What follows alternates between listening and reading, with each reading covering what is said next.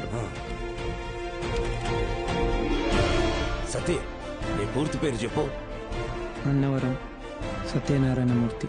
చాలా పెద్ద పేరురా.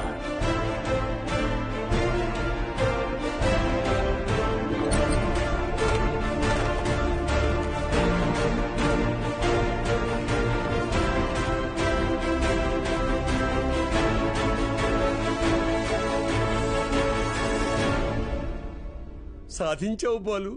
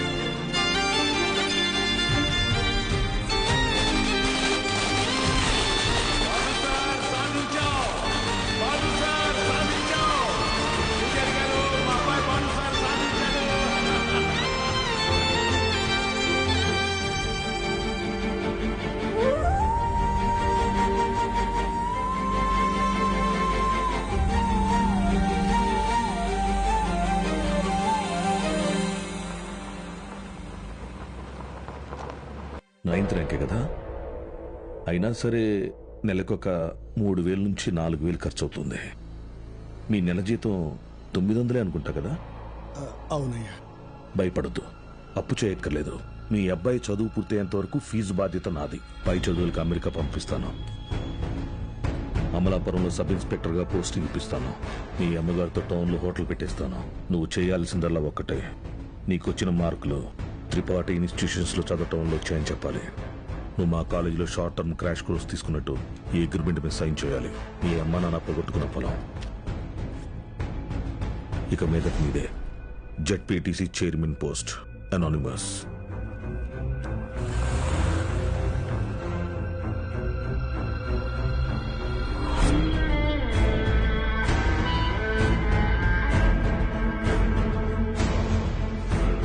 తీసుకొచ్చాను sir.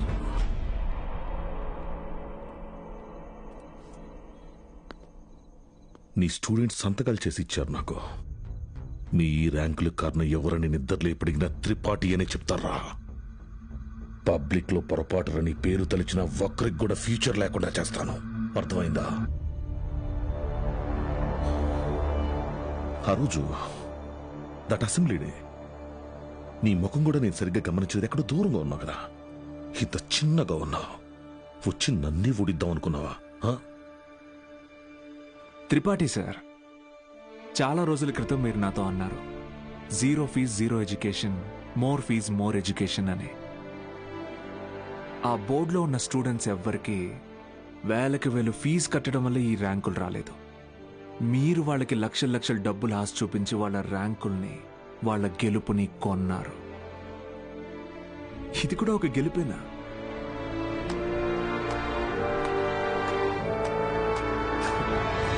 Okay sir, thank you sir. Take care sir.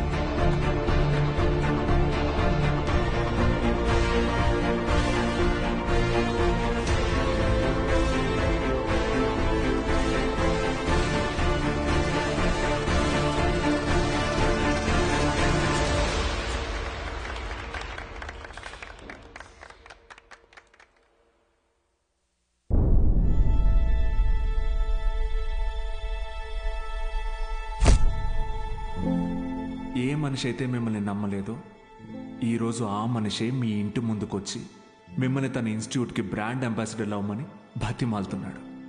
ఏదే బూస్ట్కి సచిన్ ఉన్నట్టు. ఇది కదా నేను మీకు దక్కాలనుకున్న రెస్పెక్ట్. వచ్చింది.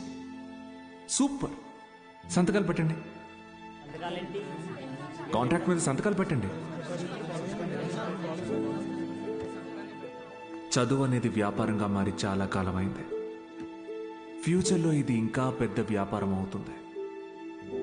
ఈరోజు ఇంటర్ ఫస్ట్ ఇయర్ సెకండ్ ఇయర్కి వసూలు చేసే ఫీజుల కంటే ఎక్కువ ఫీజులు ఎల్కేజీ యూకేజీ క్లాసులకి వసూలు చేసే రోజులు వస్తాయి.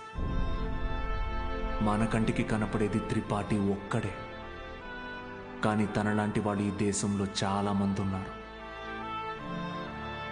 మీ చదువుకి ఖర్చయ్యే ప్రతి రూపాయి త్రిపాఠి జేబులో నుంచే రానివ్వండి. మీ ఇంట్లో వాళ్ళకి ఇస్తానన్నవన్నీ ఇవ్వనివ్వండి. పై చదువులు చదివిస్తాడా? చదవండి. తన అహంకారాన్ని వాడుకొని మీరు ఎదగండి. మంచి పొజిషన్కి వెళ్ళండి. బాగా సెటిల్ అవ్వండి. అప్పుడు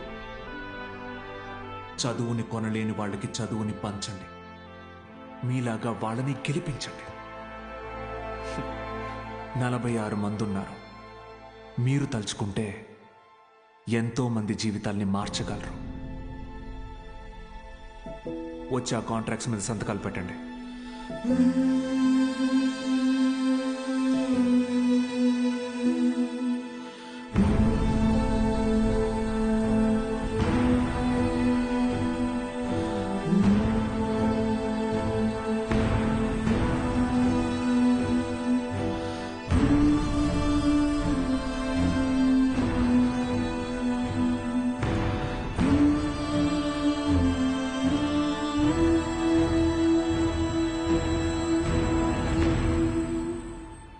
నేను త్రిపాఠి ఎడ్యుకేషనల్ ఇన్స్టిట్యూషన్లో చేరిన మొదటి రోజు ఎప్పటికీ మర్చిపోలేను.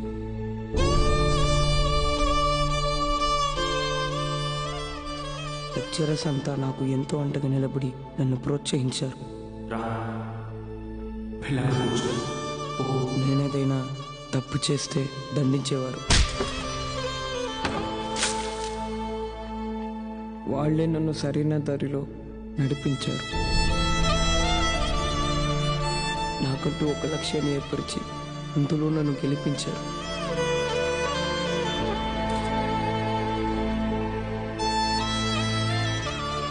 నాకు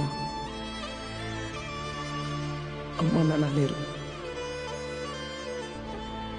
త్రిపాఠి ఎడ్యుకేషనల్ ఇన్స్టిట్యూషనే నా ఫ్యామిలీ. అక్కడికి అందరూ అమ్మ నాన్నలతో వస్తారు. నాకెవరూ లేరుగా. ఆయన వస్తారేమో అడుగుతారా?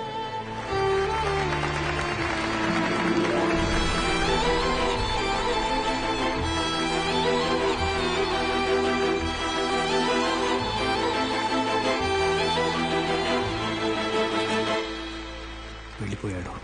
వరం ఇచ్చిన తర్వాత దేవుడు ఎలా మాయమైపోతాడో అలా మాయమైపోయాడు. ఆ తర్వాత బాలు సార్ని మేము ఎప్పుడూ కలవలేదు. ఆయన ఉంటే త్రిపాఠి వల్ల మాకు ఎప్పుడైనా ప్రాబ్లం వస్తుందనుకున్నాడు ఏమో.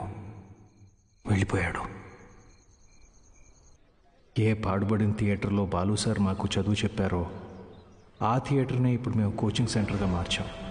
సంవత్సరం పొడుగునా మా 46 మందిలో ఎవరో ఒకరు వచ్చి ఈ పేద విద్యార్థులకి క్లాసెస్ తీసుకుంటాం.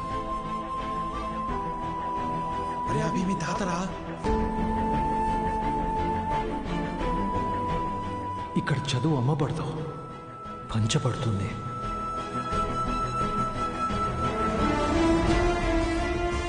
ఇదే మా బాలు సార్కి మేము ఇచ్చే గురుదక్షిణ.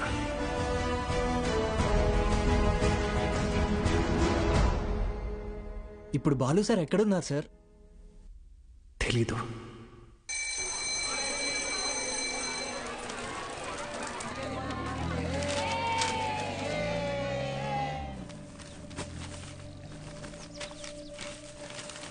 அண்ணா ஒரு பண்ணு கொடுங்கண்ணா.